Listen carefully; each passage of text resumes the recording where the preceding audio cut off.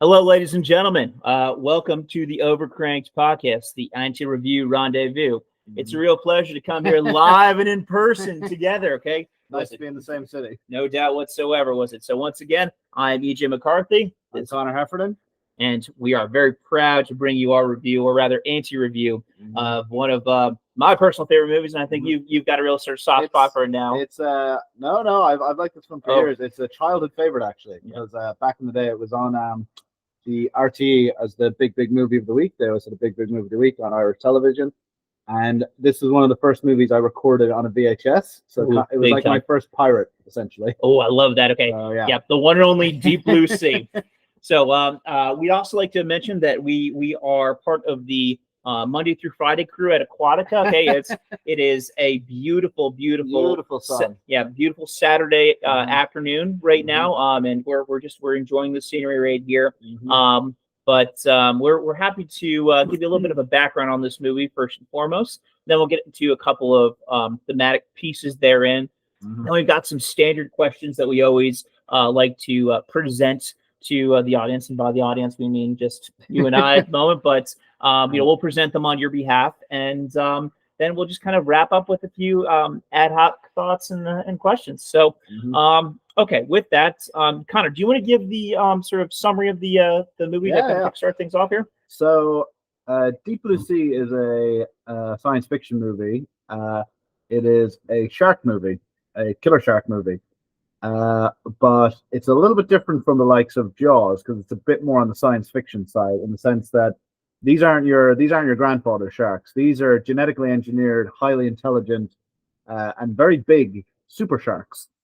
So obviously in a movie that would never ever go wrong, and nothing bad would ever happen. But essentially what they're doing with these sharks is these scientists are trying to cure Alzheimer's.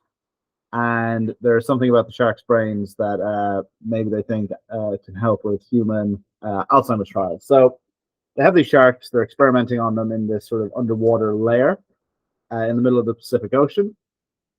And the movie kicks off with one of the sharks getting loose. And, this is going to cause a problem, because the shark sees these kids on a boat getting a little bit freaky, and the shark kind of thinks, "Oh yeah, I want some of that. I just got out of the can, bro. I gotta get me some pee." So, but then the action star of the movie, Carter Blake, he manages to capture the shark before it kills anyone. But of course, the suits in charge of the company funding these trials is spooked, because they think that, when the stock market opens on Monday and this gets out, our share price is going to drop. So the scientist lady just says, give me 48 hours and I'll have cured Alzheimer's. I'm going to do I'm betting all or nothing, on this last trial with the shark.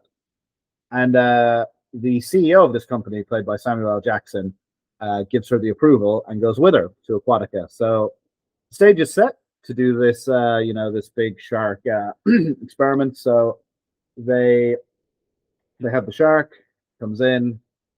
They do the thing. We'll get to that a little bit later. So they cure Alzheimer's, but somehow who would have thunk it? The sharks get loose and start eating people. Who would have thought a movie with fucking super sharks in it would not have a bit of shark murdering on the docket? So a bit of shark murdering happens. Some random hijinks with different characters as they get ripped from limb to limb through the course of the second half of the movie. They finally make it to the surface, and yay, some people are alive, some people are dead, but most of them are dead. And we're happy to kind of talk to you about just how they get deaded through the course of this movie here. Any other kind of like sort of summary or synoptic bits to kind of hit on here before we get into our kind of key themes? No, I think we basically got it. The one thing that I think the insurance policy on that underwater base must have been insane. Yeah, man. Who was the underwriter on that bad boy? I don't know. I couldn't have done it myself. Yeah, was it? Got to call Geico, man. Yeah. All right. So, all right, let's get to some fun stuff here, because there's a lot to like about this movie from just a general entertainment perspective. So the first anti-review theme that we want to examine is, Connor, this I think was your brainchild here. Yeah. So I actually think that this is a movie about racism. It's not a movie about killer sharks. So EJ, the reason I think it's a movie about racism, I think this is like a Jim Crow type movie. Because essentially, like, they're coming in. Samuel L. Jackson is the CEO. He's the money behind these trials. He's established. I like money. I like money. He's established very early on as like, not only is he a rich guy, he's a good rich guy, because there was like some tragic backstory in the Alps where he's like a hero. They never really elaborate on why he's a hero, but it's very clear he's a hero. So he's a hero. He's this rich guy. He's going to save Alzheimer's, but or kill Alzheimer's, I should say. And he's like bankrolling all these people. It's also established he's quite a good employer. Like, all the employees are super well paid. A lot of them are like former convicts, so they got a chance. And everyone just fucking hates him. For no reason. For no reason. They just fucking hate the guy. They fucking hate him. It's like, oh, rich black man. I don't think so. So I think a lot of the characters are quite racist in this movie. And they just think, I don't like a man like that doing too well. And even the other black character, who's the chef, he basically says, that, you're going on the Alps doing that stuff. Leave the dying on the Alps to the white man, brother. And he's like, okay, well, even the fucking other black guy in this island hates me. So there's definitely a bit of a Jim Crow streak, I think, to this movie. Oh yeah, you've got some great kind of what's the dog whistle type stuff in there. Yeah. So that you've got the black guy with the gun trope. You've got the drunk black guy who's also a deadbeat dad trope in there. And an alcoholic. And and an alcoholic. Yes, of course it was. Probably beats his wife too. Like, yeah, it's heavily implied. Oh man, was it? What's not to love there? Yeah. So what else we got going on? But I think it might actually be a bit of a woke Jim Crow, though. A woke Jim Crow, you say? Yeah, a woke Jim Crow. Because I've never heard of a woke Jim Crow. Because they've got women in there. Okay, women are central to the theme of the movie. So that's true. But then, yes, and I noticed that this film, even though it was in the early 2000s, it's actually got quite a diverse cast, which is nice to see. You've got minority characters, you've got female characters. There's not that many white dudes in it, which it was kind of ahead of its time in some ways. Pretty diverse cast. However, all of the diversity characters are undercut by all of the white dudes. So there's for example, it's like they have this brilliant scientist who they introduce, who's played by the very talented Stellan Skarsgård, and his introduction to the movie, he's just pissing off the platform. It's like Samuel L. Jackson, he's told, he's like, that's a brilliant scientist. Like, he's pissing in the wind. Yeah, I mean that does kind of bring up the next kind of main thematic topic here, which is just how good at science were the scientists. They were not good. Yeah, I think we're both in pretty firm agreement there. Shall we rattle off a couple? I think we should rattle off a bit. So okay. I think so. EJ, unlike me, you actually do work in a lab. Also dealing with piss. Oh yeah, was it? Yeah, Dr. Piss over here. EJ is a literal. That's not a joke, by the way. EJ does urinary studies. Oh yeah. Literal piss doctor over here. So doctor. Yeah, it was. We sample it in different ways. Tastes a little tangy. Vintage. So shout out to all my other piss scientists out there. So when it comes to pissing in the wind, I think the science on that bit was accurate. Yeah, I think that was very sound. That was pretty okay. But the scientist himself, not very accurate. So what were some things maybe would this scientist have lasted in your lab? No, I think he would have had trouble. To be fair, what kind of things would have gotten him? You think? What if you were his supervisor? What would you pull them up on? Okay, so the pissing on the wind thing. I mean, that's something that raises a couple of eyebrows. Just from the get go. But that was outside the lab. That was outside the lab. But sometimes external things can become internal things very quickly. But let's overlook it for now. Okay. Okay. So the smoking in the lab, a little problematic right there. Okay, and you contaminate the piss. Could contaminate the piss. And when you're thinking to yourself, okay, well, I mean, just to kind of step out from the scientific angle just for a quick second.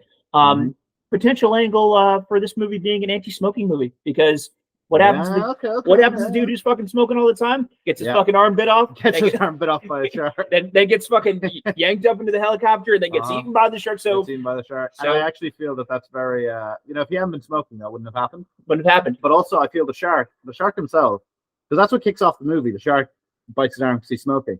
I think the shark wanted a hit of nicotine. He was like, oh God, it's been so long. I've been on the patch. It's like it's like the prequel to Cocaine Bear or something. It really is. It's like shark needs to suck ash. And I feel like, and if the shark hadn't done that, if the scientist hadn't gone for the cigarette and the shark hadn't gone for the cigarette, everyone would have survived.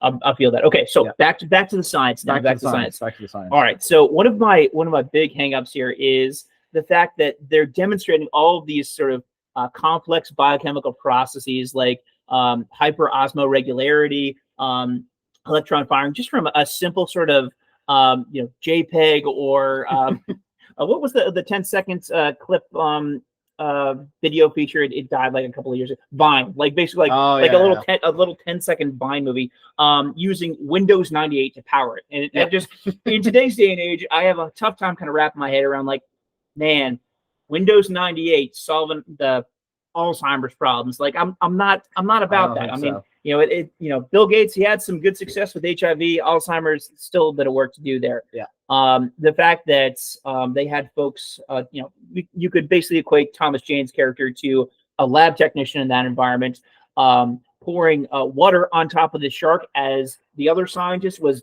freaking boring into its brain. Mm-hmm. I mean, how would you feel if somebody just dumped a bucket of water on you while you were in the midst of brain surgery there? This is the thing. I mean, it must be because the sharks are quite intelligent, so to some degree they're sentient. So imagine you as a person, you have to go for like some sort of brain biopsy. Your surgeon comes in, he shoots you with a tranquilizer, he puts you on the table, you're like half asleep, like, huh? They put a drill into your brain, and then the nurses are just pouring buckets of water over you. And the anesthesiologist is just there like, he's sleeping like a baby. Yep. That'd be pretty terrifying. Oh I think I would need a cigarette after that, I think. I feel that, Connor. I feel that. Like, smoke.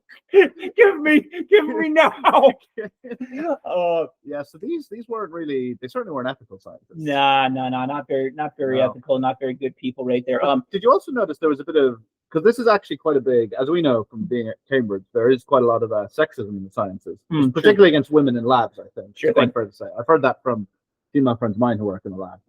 And it's a little bit here as well, because they introduced the brilliant scientist, guy pissing in the wind, as he's the genius behind the thing. But what do they actually show him doing in the one science scene? It's like the lady doctor goes in, Susan. She does all the like smart science stuff. She extracts all of the brain juice. She gives it to Stellan Skarsgård's character. And what does the brilliant scientist do? I mean, I was expecting, he does some sort of like, cool chemicals, like mixing stuff. No, he just transfers it to a slightly smaller vial. This dramatic music comes on and he hands it back to her.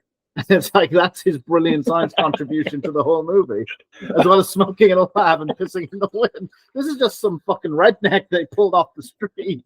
Which brings me to my other point, that I don't think that these were actual scientists. I think the whole thing was a scheme. Oh, yeah? It's like, there's no actual, because, you would think if you're, the Samuel L. Jackson comes to watch the science experiment and they tell him, it's like, oh yeah, if there's so we're looking at these neurons, and if they start firing, that means we've cured the Alzheimer's there, Samuel. It's like, how is he gonna know? He's a business guy. Wait a second. I think the whole thing's a scam. So you're saying it was like a deep fake, like a deep fake, yeah, deep fake, like a deep fake Blue Sea. Deep fake Blue Sea, yeah. Oh man, was it? That's an interesting premise right there. Interesting angle to be taken right there. So I'll kind of wrap on sort of the science chat here real quick. So just a couple other ones, talking about genetic engineering as if it's some aggressive taboo thing. Like genetic engineering is very standard practice, okay, in a lot of biomedical settings. You don't want to be performing genetic engineering experiments on humans without the appropriate protocols in place. But when it comes to like lab rats, or I guess in this case, giant mako sharks. I mean, I guess kind of all's well that ends well. Yeah, none of whom look like mako sharks, by the way. No. The mako sharks look like mako sharks, yeah, but they had something that they referred to as a tiger shark that was literally the mako shark, but painted with like tiger stripes on it. But isn't that what a bunch of hillbillies and rednecks would do if they had a shark? That's a mako shark. Actually, that's a tiger shark. That's a big shark. That's an even bigger shark right there. Big shark right there. One of them was probably just like a fucking cat with a fin sellotape on it. So the rules of physics and thermodynamics, I think, were a little bit suspect here. So when Thomas Jane like trenched the really big shark, and the next scene just kind of cut to him sort of like bringing the thing up on the platform, it got me to thinking, like, if you trank, an 8,000-pound shark, even if it's in the water, Yeah. that fucker's gonna sink to the bottom there. Okay, Yeah. like Exactly. Yeah. I mean, that's why sharks have to keep swimming, right? yeah, 'Cause otherwise they sink. yeah, by and large, Yeah. yeah. So, the sort of thoughts going through the head at that point in time were, A, how the fuck did this guy get this shark onto this platform without any additional assistance? And B, how did he do it without getting eaten by the other two fucking murder sharks that were swimming around? Well, that's the thing. I mean, you can see Aquatica quite early on in the movie. It doesn't actually look that big, and the cage goes all the way down. So it's not a very big cage, and you're in there with 3 murder sharks, and you've only tranked one of them. Mhm. It makes no sense to me that, like, this that they wouldn't have just gotten him. But I do like the point that, because I hadn't thought about this till you brought it up, when they're getting the shark on the platform, which, by the way, they don't actually show the footage of. He tranks him, he takes like a breathe of his thing, and then the next scene is just like he's on like an elevator. But like, this guy must have been the most ripped man underwater, because he's just like pushing. He must have had to push the shark up and just swim. So physically, it's not impossible, but he would need to be. That shit is fucking. He would need to be extremely strong, stronger than I think probably is possible. Yeah, but like, that's crazy. Yeah, or the different changes in pressure that we were looking at, like when water starts flooding into the facility after smoking no arm guy gets kind of bonked for the second time. Yeah, that was sort of on a delayed fuse right there. Yeah, and I feel that scene, and this happens quite a lot as well. That Thomas Jane's character, he tends to, and I don't really know why. Maybe they just thought it looked heroic, but he keeps slipping whenever he's on land. He keeps slipping. So when the water's flooding into like the lab, all of the other people get up the stairs except Thomas Jane, who slips and like bangs himself off of the railing. He then somehow gets himself back up, even though that obviously that wouldn't happen in real life. There'd be too much pressure, water being too fast. And then when he's getting out the door up, he slips again. Yeah, he just keeps slipping. You got to get that man a new pair of tennis shoes. Yeah, now I have to say, he does look heroic when he's slipping. It somehow works in a really weird way. I couldn't imagine Tom Cruise keep slipping in like Mission Impossible, for example. But back to your point, the pressure would, it would be too much. Yeah, there's no way. But it's a science fiction movie. They leaned a little bit more on the fiction part there. Yeah. They did have one great quip though, at towards the end, where they talk about this sort of notion of understanding quantum physics.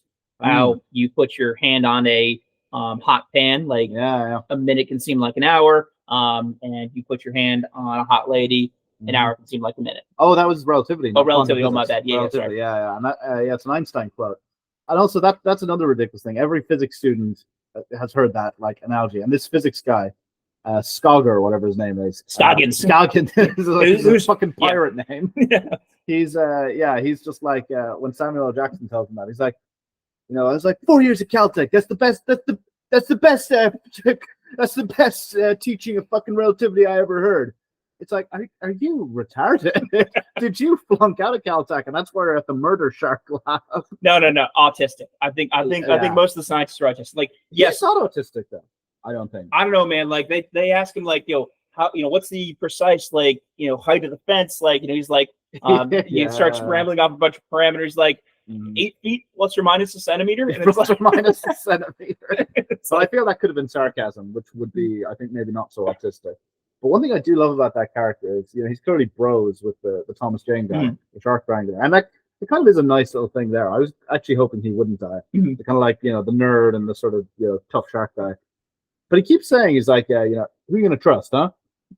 And then Thomas Jane just looks at him like, I don't know, who am I going to trust? It's like, me, you trust me. But they never establish why he's trustworthy. Apparently, he couldn't even build a wall to keep a shark, like, in a cage properly. Yeah. All you had to do was just make sure, that the friggin' wall stood. Like you built the pen, you put the shark in the pen, all right, and you just don't let the sharks out. Like that's all you got to do. And like he's a fucking Caltech physicist, and he doesn't understand that you need to build a wall high enough so that the shark can't jump over it. If Donald Trump knows that you need to build a wall, how the fuck can the Caltech physicists not know you need to build a wall? These shark immigrants, EJ. These shark immigrants coming into our water, eating our fish. Oh my God. We need to build a fence. We need to build a fence. The scientists are not very good in this movie. No. I mean, I've met some good scientists. These were not good scientists. They had some problems. They had some issues going on. Had some problems. I could see why they were at this second-rate shark lab. Okay, so I think we've hit on the science angle probably enough here. Should we shift into this other question: how smart were the sharks really? So this is actually a really interesting question because they are portrayed as like these super like hunting in packs. They can communicate. They can swim backwards now. They recognize things. They recognize patterns. So the writers are clearly trying to portray them as quite smart.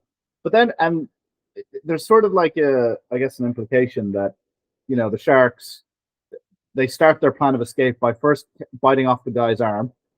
He then gets called in by a helicopter, which presumably the sharks have never actually seen a helicopter. Oh yeah, so they had to conceptualize a helicopter. By the way, the fact that the helicopter gets there in like 2 seconds time in the middle of a hurricane in the middle of the Pacific Ocean, like, yeah, of course, problem. Absolutely. So yeah, so their plan was, I mean, it's a bit like bite off guy's arm. Step 1, step 2, step 3, freedom. So yeah, it's implied that they bite off his arm. Then the helicopter comes. They understand the hurricane will down the helicopter and the guy will come back into the pen, which they can then use to break the glass to force the scientists into like chasing them throughout the structure of this building. For a bit of alliteration here, they're like the underpants gnomes of Aquatica. Yeah, the underpants gnomes of Aquatica. So, I mean, in a sense, that's a genius plan to win your freedom. But there is no way the sharks actually, even if they're super, a person wouldn't think of all that. Yeah, like you got to go like the Occam's razor route, where it's just like, okay, I'm a shark. Okay, I can swim really, really fast. All right, I'm just gonna start at the bottom of this really deep pen, swim upwards really, really fast, and jump over the effing wall. Like, no, and I mean, free willy that shit.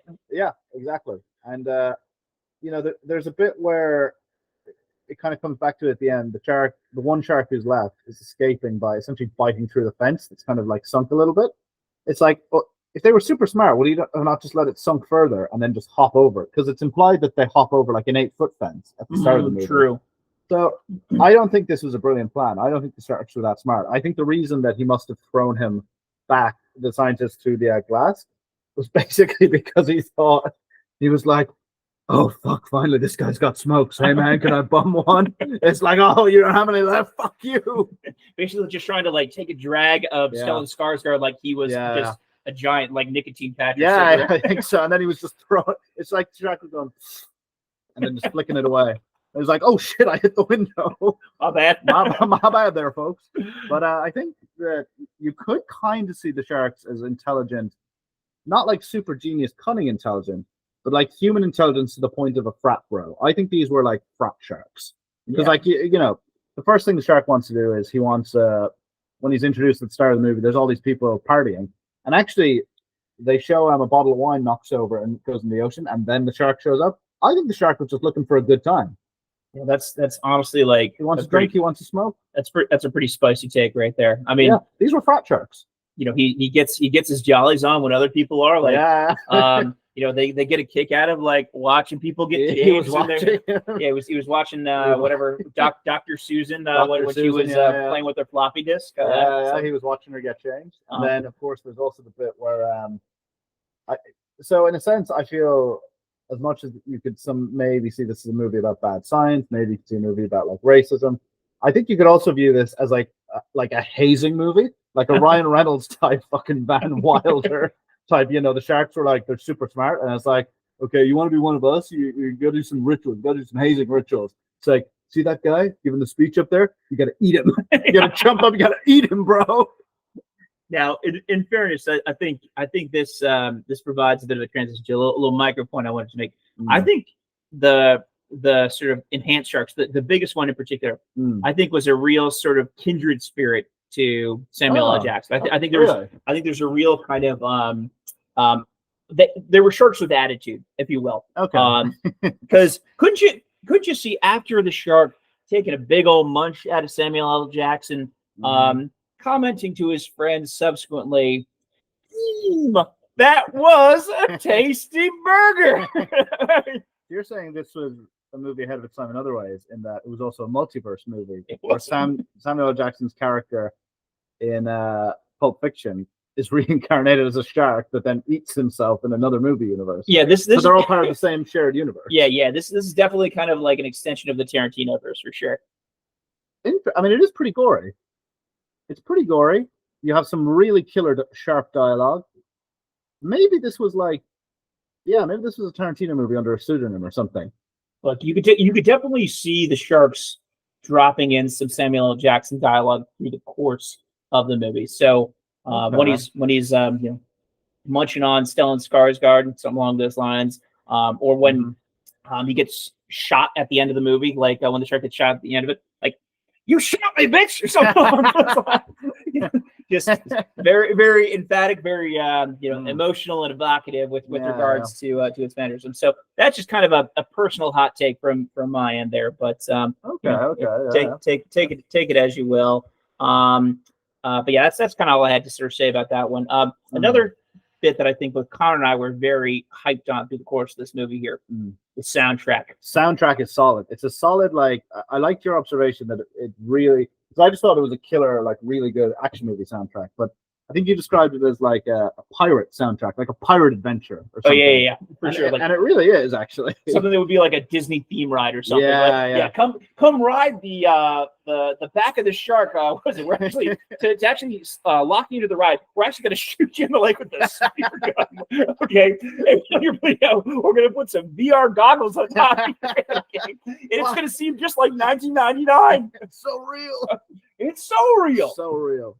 Yeah, no, I think that's the soundtrack is well worth listening to. I mean, if you're going for, like, I don't know, going for a workout or something, it's probably quite a good motivator, I would say. Oh yeah, not that I work out often, but oh, come on now, what was it? We're both fierce warriors when it comes to gym time, baby. Of course. But or LL Cool J with his hat is like a shark fin at the very end with the closing credits and all. Pretty fire right there. Pretty fire. Pretty good. Okay, so do we have any more kind of like big thematic bits that we want to sort of hit on? I think we've hit all the themes. Okay. For the Sancho review. Okay, so let's go into what I like to refer to as ad hoc corner. Okay, before we get into kind of our sort of final and set list of questions here, just a couple of thoughts and observations. Sharks might be autistic. I mean, I don't really know what I'm basing that off of. Maybe the scientists are autistic too. They're really bad at a whole bunch of stuff, but they're really good at curing Alzheimer's.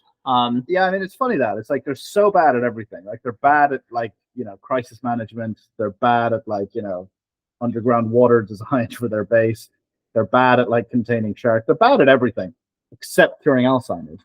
But this is why I think they weren't actually scientists. This whole thing was a scam, and they were just like, I don't know, hillbillies who like somehow made their own, like, water startup. And somehow got Samuel L. Jackson to invest, and they're just like pulling the wool over his eyes. And as soon as they get that big payment, they're going to sell all their shares on Monday when the stock opens. And they'll be out of there before anyone knows any different. Peace easy, folks. Peace easy. Let's see here. What other bits we got going? The fact that it was. Oh yes, LL Cool J's eulogy, his recorded eulogy, probably the best eulogy that's ever been recorded on a 1999 video camera. So yeah, I mean, that's quite a nice thing about the technology in this movie. It kind of takes you back. But it's a solid eulogy. I mean, he kind of had, I think, the most complex character, the chef preacher. LL Cool J. Because at the first, it's just like, he's just a chef. He has his pet bird. He loves his bird. But then it turns out that he's a convict and he's an alcoholic. It's implied. So he gets when the whole thing is knocked, the bottle comes over near him. He's like, "I'm going to take this as a sign, Lord." He drinks it. So he clearly is an animal lover because he risks his life against all these sharks for his bird, which I would not fucking do. I mean, if there's one animal that's safe from a water animal, it's a flying animal. So, and then in the eulogy, it kind of comes back. And he talks about his relationship with his wife and his kids and how it didn't go so well. He wasn't really there for them. But then he just turns on a dime and says, "So what should I leave you all? The perfect omelet is made with 2 eggs, not 3." And he goes on, like, he essentially just does a bunch of recipes. So, complex character, good eulogy. Yeah, I think, yeah. For sure. We could make some Hawk Tuah jokes as it relates to the sharks getting electrocuted, but we won't because we're mature gentlemen here. Hawk Tuah, spit on that shark. Spit on that shark. Might have had better luck just spitting on the sharks than trying to genetically engineer them. Mhm. I felt really patriotic when Thomas Jane was giving his like sort of speech at the end, his big monologue at the end was like, "That's what an 8,000-pound Mako thinks about freedom, about the open ocean, about the deep blue sea." And I was just waiting for like the Star Spangled Banner to start kicking in the background, maybe a little like Jimi Hendrix sort of like overdub there. But you know, I don't think it even needed that. He was just so patriotic. Yeah, this is a man who's been fighting sharks for his country. Freedom, absolute freedom. Freedom. And we're gonna come back to that topic actually in a short bit of time here. Certainly. Okay, so let's see. Okay, I think that's about all I've got for ad hoc corner here. I think we step into kind of our standard litany of questions, right? Yeah. So EJ, who would you, of all the characters in this movie, and I think we probably can't include the sharks, but the sharks are probably a natural choice. But who would you go for a beer with? I mean, Cool J would be fucking awesome. Like, I mean, like, how can you not pick it? Like, he's got the best stories. Okay, he's gonna be able to whip up some awesome grub. He's gonna be able to kind of talk to you about like, oh, this at one point in time in my life, I was here, and then I was down here, and then I was up here. Then I worked on a friggin' submarine base, and then it got eaten by sharks and all. Like, I mean, I think, to be honest, I have to agree with you. There's no better character to have a beer with on the in this movie. Yeah, I think I think that would be everyone's choice, to be fair. Yeah. So maybe you flip the script here and say who would be the worst person to have a beer with.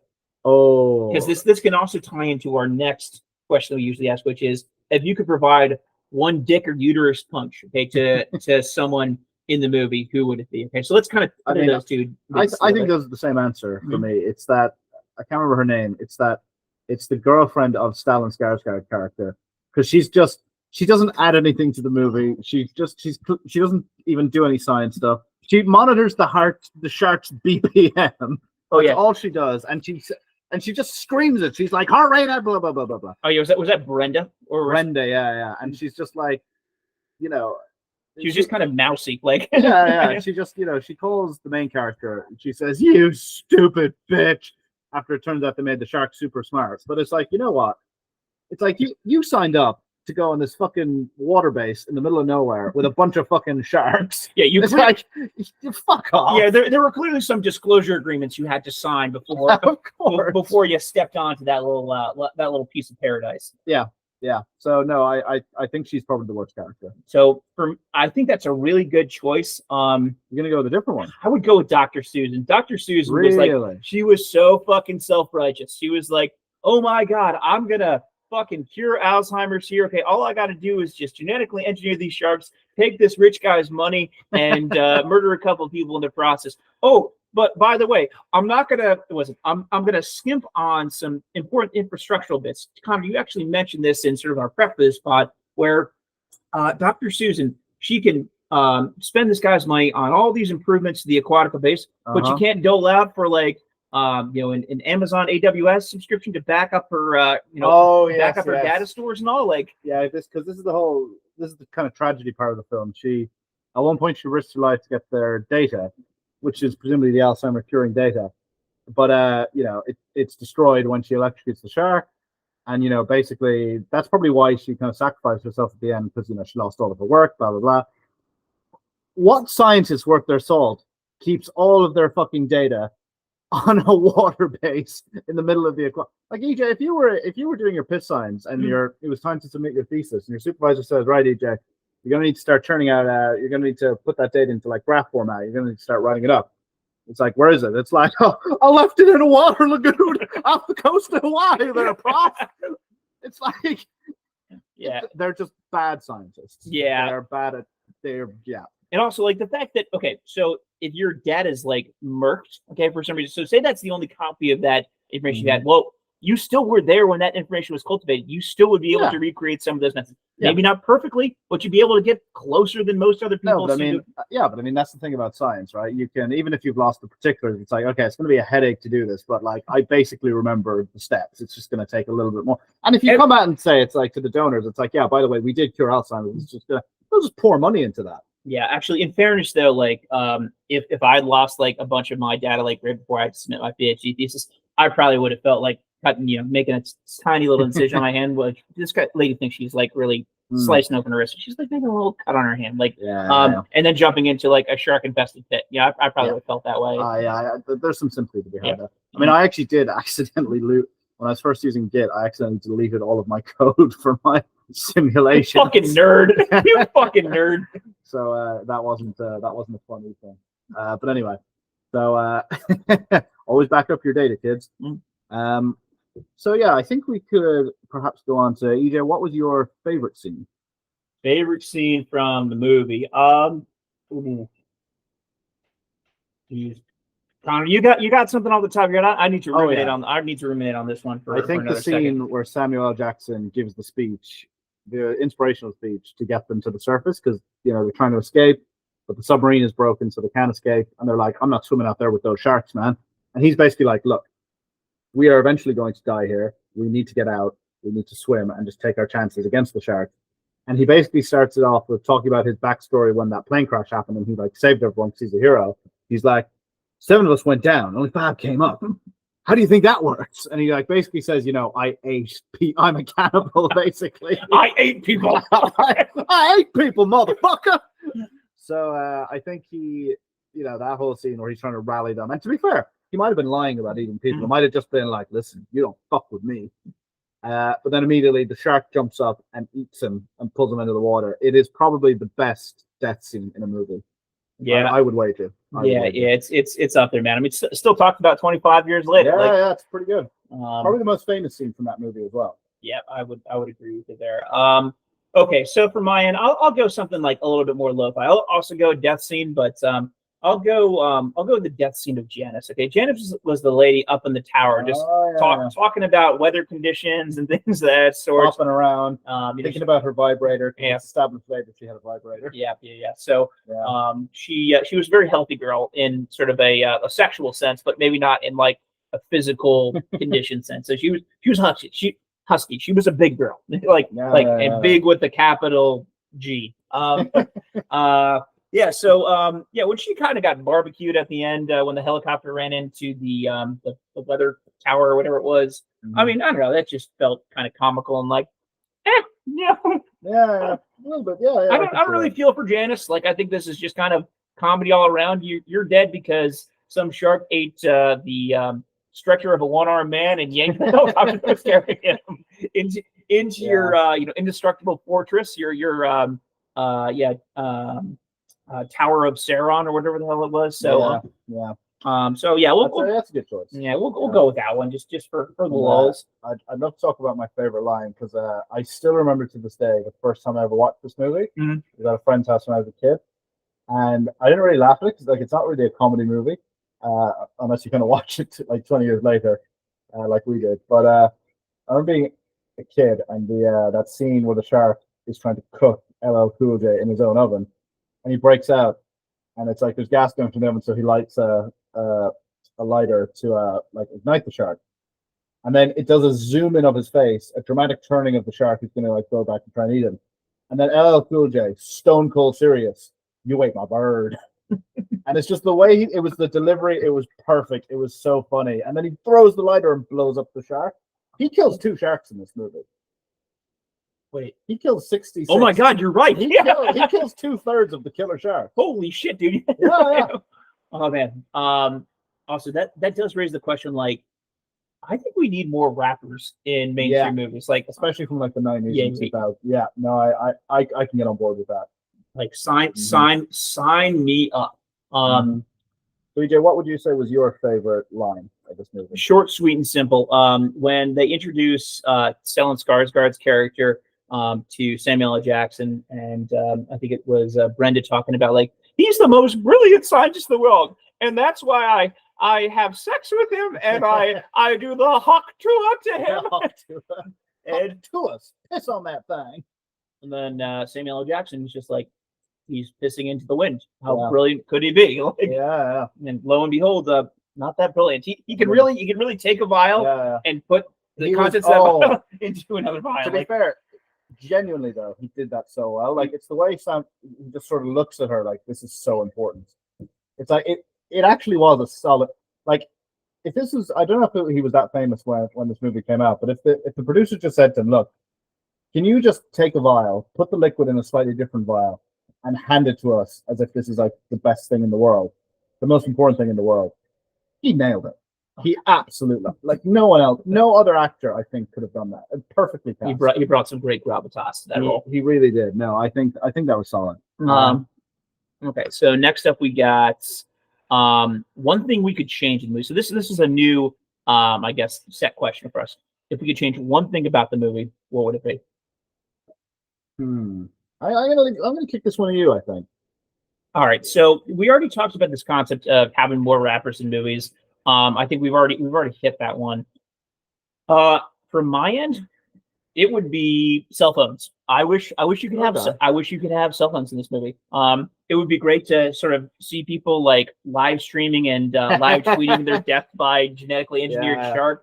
I feel the sharks would get in on it too. Yeah, seeing how many like TikTok follows you can get or something along those lines. Yo, guys, I just say Samuel L. Jackson, like and subscribe. Yeah, speaking of which, what was it? Like and subscribe to this podcast. Like and subscribe to the podcast, and we will eat Samuel Jackson at our 100,000 subscribers. Oh yeah. Yeah, that's okay. That's a solid ad. I'm honestly not trying to change too much. I really love this movie. I think it's a really good movie. I don't think I'd really change that much. Maybe remove Brenda. I don't think she really adds much. Kill Brenda more violently. Kill Brenda earlier. I think you could have had Brenda in the watchtower. Yeah, or have her killed when the helicopter went down. Or maybe sacrifice Brenda earlier so that Anthony Rappaport's character, is it Michael Rappaport or Anthony Rappaport? I think Anthony Rappaport. Yeah. No, Michael Rappaport. Yeah, whoever was Scoggins, okay, was it? So his character can live. He was like, yeah, I liked him. I was really hoping he'd win at the end. Because I mean, who are you going to trust, EJ? I mean, me. You trust me? That's as good. That's as much explanation as I need. I don't need any more justification than you saying that you should trust you. So, so EJ, for our final bit where we talk about what we would do for a sequel to this movie. So there are sequels, but I think they look a bit shit. Please let me give a little bit of a backdrop to it. Okay, let me give my please. Okay, so folks, I think Conor and I are very, very aligned with this one right here. Okay, there's not going to be a lot of discrepancy. So, if you think about things chronologically, as we spoke to before, okay, we're members of the Monday through Friday crew at Aquatica. We're chilling on the beach right now. It's a beautiful Saturday afternoon. If you recall that as time goes on through the course of this shark underwater adventure that they're dealing with, by and large, about a half a day has passed, generally speaking. But there's a throwaway line in the beginning of the movie that says that they'd run on a skeleton crew on the weekends. So they shouldn't expect anyone else to be coming in to revisit the installation until that following Monday. So if you're getting out and it's Saturday morning, in the case of Thomas Jane and LL Cool J, or even Sunday morning, say you spent the night, a night and a half or day and a half underneath the water there, you're still going to be in a pretty rough spot. Yeah. Generally speaking, if you see people showing up, all right, and you see this sort of boat of people, they're playing some music, they're having a good time, and you're in the middle of the freaking ocean. Like, what could that potentially set the stage for, Connor? So, I think that these guys might have been Somali pirates. I think so too. I know it's the Pacific Ocean, but this is a movie about genius, like killer sharks. So I think Somali pirates in the genetically engineered Somali pirates to be more intelligent and know there's more plundering in the Pacific. I think that's quite a good opening to a sequel. Now, personally, I think there's another sequel we could do to this movie as well, which is where it turns out that these sharks, it was actually part of a secret government project in response to 9/11. This was because this does seem like a George W. Bush type plan. It's like we're gonna have these genetically engineered sharks to eat the terrorists, not on the terrorists. So I could kind of see George Bush thinking that if they have these killer mutant sharks, then no one would fuck with them again. And obviously the scientists weren't told this. They think they're working on Alzheimer's just to make them super smart. So then I think that the boat of people turning up at the end, you could also view them as like ISIS because they discovered this project and they're going to try and shut down the terrorist-eating sharks. Oh yeah. Deep Blue Sea too. Was it the Sharkening or something like that?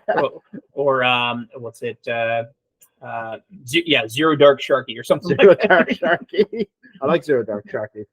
Yeah, so I think that's another direction you could go for a sequel, directed by like James Cameron, I think. Oh my God, James Cameron in that role would be off the shelf, baby, off the shelf. James Cameron's first post 9/11 movie about like terrorism. So many explosions, such sleek production value. Like, and the CGI and the sharks would be impeccable. Oh yeah, these would be 60 FPS sharks. Absolutely insane. Still hold up today, I imagine. I think that would be a solid sequel. Bit of a different like turn from the first one, but I don't mind if a film sequel goes kind of in a different thematic direction, concept direction. I think it can. Yeah, it's like Alien versus Aliens, or Terminator versus Terminator 2, Judgment Day. I mean, anything that camera touches turns to gold, baby. So Deep Blue Sea 2 really could have been a classic. So I think that's about all we've got today. That's it for today. Yeah. But Deep Blue Sea, folks, check it out if you haven't. Check it out. It's a real treat. And it really is a treat. We'll be back with you next week with a movie that we haven't quite decided on yet, but you'll know when we know. So, you'll know when we know. Anyways, folks, till then, I am EJ McCarthy. I'm Conor Heffernan. And we are the Overcrank Podcast, the Inter Review Rendezvous. Pleasure to see you, folks, and catch you next week. Like and subscribe. Oh, yeah.